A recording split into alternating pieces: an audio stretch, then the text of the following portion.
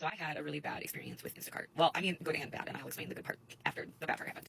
The shopper made some really horrible replacements, and I can't afford food that I like to eat for the month, let alone food I don't like to eat and won't eat. On top of that, because I live in a small studio, apparently that means I'm supposed to eat less food as a human too, because the fridge is like as tall as me, which is 5'2". I actually might be taller than it actually. It's pretty small. So I don't even have room to store food that I'm not going to eat. He messaged me asking me if I wanted a replacement, and I didn't respond because I was walking the dogs. But if I'm a personal shopper and no replacement is indicated, I'm going to refund them. And I explained that to them, and I explained why, because many of us can't afford food we're not going to eat. He laughed. And he laughed about how, $15 in mistakes, and you can't afford to eat the rest of the month. I was like, I can't afford to eat the rest of the month without any mistakes. He just continued badgering me and being awful. And I was like, if you're going to keep being this way, I'm going to take your tip away, because your tip is going on credit card that I can't afford. And then he again, laugh emoji, and was like, I don't give a fuck. $10 isn't any big deal. Take the tip. All right.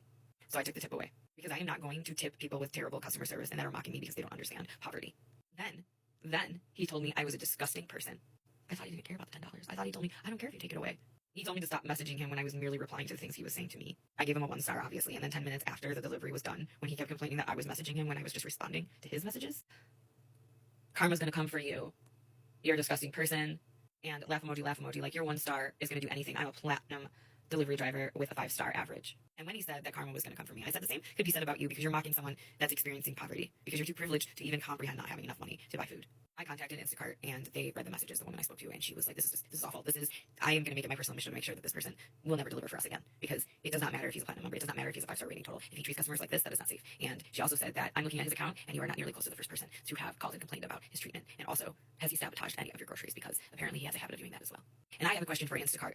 If you have a delivery driver that has a habit of treating customers like complete crap and sabotaging their groceries, how are they platinum delivery members, and how do they have 5-star rating averages? Afraid of retaliation because he now knows where I live and could tell security that he works for Instacart still, or do DoorDash or Grubhub or anything else to get into here, even if he's delivering to someone else. Thankfully, a friend asked if I saw his license plate, but since I'm like 3 flights of stairs down from parking, I did not, but I did ask security, and they have him on camera, and they even said they know exactly what I'm talking about, because he was incredibly rude to them too. And they are going to make sure that he is never, ever allowed in here again. They have his name, his ID, and his license plate number. So he fucked around and found out.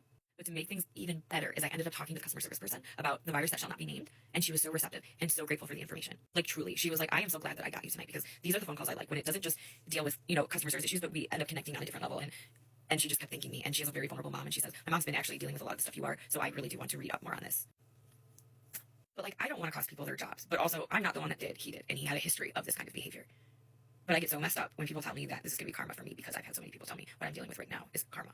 And I know that's not how karma works, but I'm not quite sure how it works. So I still get intrusive thoughts that I deserve what's happening to me. Even though I know, like, the people in Watermelon area don't deserve, that's not karma for them. And that's just inconceivable what's happening to them. So, like, I do want to learn more about how the karma mechanisms actually work.